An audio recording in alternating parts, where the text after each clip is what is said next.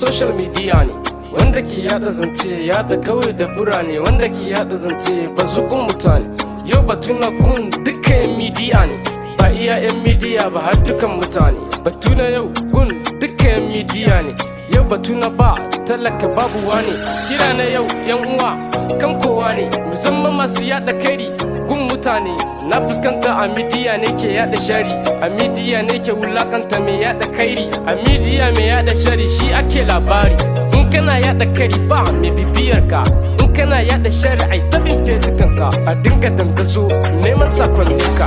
Burinka ka fito media ka tozata dan uwanka, ka fito duniya ka yada son zuciyanka. Shin ka manta ran kiyama za a tambaye ka?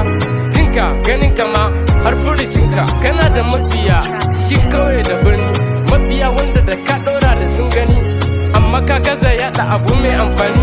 Kana da mabiya a dukka fejikanka, da ka yada zance da kari ya ɗauka, amma ka yada shari kamar ba hankali gare ka. Yau batu na gun yan social media ne, wanda ke yada zance yada kawai da burane, wanda ke yada zance bazukun mutane.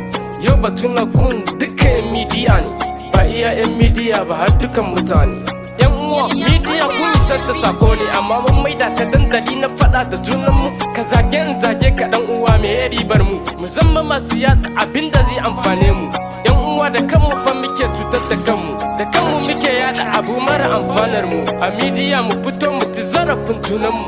Yau kirana mazanmu da matanmu, dattijanmu yaranmu da manyanmu, talaka da masu arzikinmu, sarakanmu har da gwamnatinmu.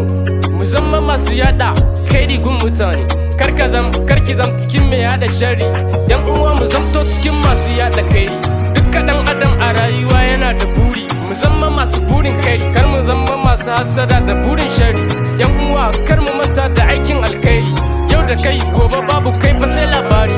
Yan media mu zan fitila mai haske kowa, waka na yi ta gudunmawa ga kowa. Yau batun na kun yan social media ne, wanda ke yada zance yada kawai da burane, wanda ke yada zance bazukun mutane. Yau batun na kun duka yan media ne, ba iya yan media ba har dukan mutane.